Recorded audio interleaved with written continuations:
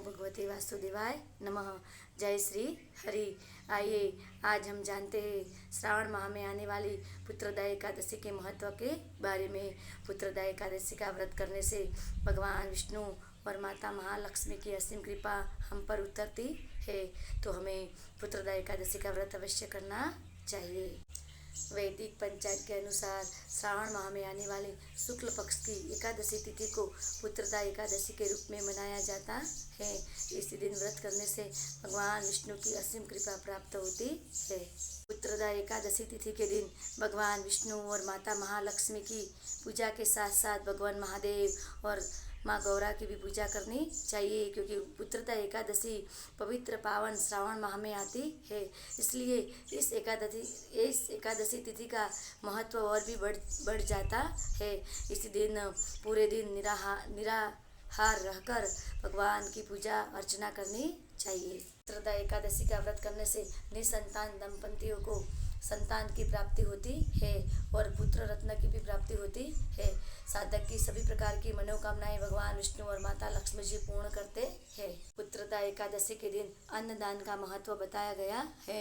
इसी दिन व्रत रखकर साधक को अन्न का भी दान करना चाहिए, जिससे व्यक्ति के सभी प्रकार के मन की मनो इच्छाएं पूरी होती है। इसी दिन व्रत रखकर भगवान विष्णु और माता महालक्ष्मी की विधि विधान से पूजा करने पर धर्म, अर्थ, काम और मोक्ष चार पुरुषार्थ की प्राप्ति होती है। इसलिए हमें पुत्रदा एकादशी का व्रत अवश्य करना चाहिए। भगवान विष्णु और माता महालक्ष्मी की कृपा प्राप्त करनी चाहिए। एकादशी तिथि का व्रत करने से सुख, शांति और समृद्धि बनी रहती है, सौभाग्य की प्राप्ति होती है, साधक का स्वास्थ्य भी अच्छा बना रहता है और माता महालक्ष्मी की असीम कृपा बनी रहती है। एकादशी का व्रत करने से आध्यात्मिक उन्नति होती है। संतान के अच्छे भविष्य और अच्छे स्वास्थ्य के लिए हमें एकादशी तिथि का व्रत अवश्य करना चाहिए। पुत्रदा एकादशी का व्रत पूरी श्रद्धा और भक्ति से करने पर हमें हजारों गायों के दान के समान पुण्य फल की प्राप्ति होती है। इसलिए हमें पुत्रदा एकादशी का व्रत पूर्ण श्रद्धा और पूर्ण भक्ति से करना चाहिए। पुत्रदा एकादशी सावन जैसे पवित्र माह में आने से उसका महत्व और भी बढ़ जाता है। सावन माह में भगवान विष्णु और माता लक्ष्मी के साथ साथ भगवान शिव और माँ गौरी की भी पूजा करनी चाहिए, जिससे हमें चारों देवी देवताओं के असीम आशीर्वाद की प्राप्ति होती है और इनकी कृपा श्रेय हम पर बनी रहती है। पुत्रदा एकादशी का व्रत भगवान विष्णु और माता महालक्ष्मी की विधि विधान से पूजा अर्चना की जाती है और साथ ही सभी प्रकार की परेशानियों से मुक्त होने के लिए ये व्रत किया जाता है। एकादशी तिथि के दिन हमें चावल का सेवन नहीं करना चाहिए। चावल का सेवन करने से इंसान की योनि से गिरकर अगले जन्म में रेंगने वाले जीव की योनि में मनुष्य का जन्म होता है। साधक को चावल का निषेध करना चाहिए। एकादशी के दिन असत्य नहीं बोलना चाहिए, किसी की निंदा नहीं करनी चाहिए, लहसुन, प्याज, मसूर की दाल का भी सेवन नहीं करना चाहिए। एकादशी के दिन अन्न का संपूर्ण वर्जन करना चाहिए। अन्न खाने से एकादशी तिथि के पुण्य फल की प्राप्ति होती है नहीं। हर महीने में शुक्ल पक्ष की और कृष्ण पक्ष की 2 एकादशियाँ आती है। साधक को दोनों एकादशी का व्रत करना चाहिए। इसी दिन साधक को बन पड़े तो मौन रहना चाहिए। एकादशी के दिन जितना हम कम बोले उतना अच्छा रहता है, जिससे हम किसी की निंदा, कुतली और किसी के बुरे वचनों को सुनने और कहने से बच पाते हैं।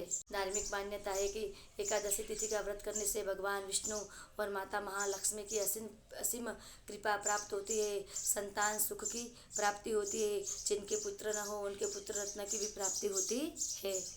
एकादशी तिथि के दिन खान पान का भी विशेष महत्व होता है। एकादशी की तिथि निराहार रहकर हम करते हैं। उस दिन अन्न का सेवन नहीं करते।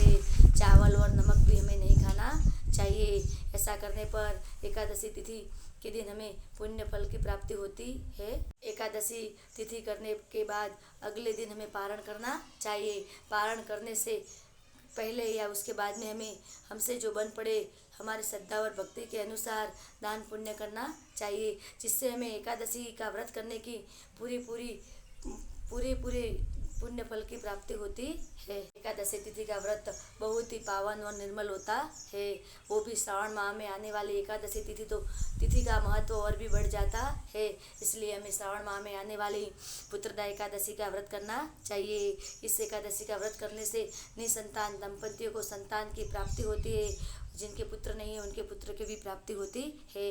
पुत्रदा एकादशी के दिन भगवान विष्णु और माता महालक्ष्मी को मन वचन कर्म से उनकी आराधना करनी चाहिए, जिससे साधक की सभी प्रकार की मनोकामनाएं पूर्ण होती है।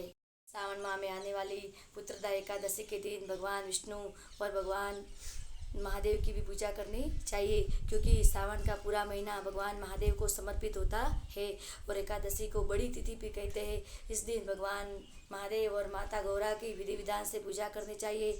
माता गौरा को श्रृंगार अर्पण करना चाहिए, उनको मीठे का भोग लगाना चाहिए। मीठे में आप हलवा मिठाई कुछ भी खिला सकते हो। भगवान विष्णु और महादेव जी को भोग लगाना चाहिए, जिससे हम पर भगवान विष्णु, माता महालक्ष्मी, भगवान महादेव और माँ पार्वती की असीम कृपा बनी रहती है। तो ऐसी पवित्र पावन पुत्रदा एकादशी का व्रत हमें अवश्य करना चाहिए। जय श्री कृष्ण, जय श्री राधे। मेरी धार्मिक चैनल अरुणा जोशी धार्मिक कथा वार्ता को आप ज़रूर सब्सक्राइब करें, लाइक करें, शेयर करें। मेरे सभी वीडियो को आप अवश्य देखें, आगे से आगे शेयर करें और आपके सुझाव मुझे भेजें। आपको कोई और भी कहानी सुननी हो और भी कोई भगवान के बारे में जानना हो तो आप कमेंट बॉक्स में ज़रूर लिखें। जय श्री कृष्ण, जय श्री राधे।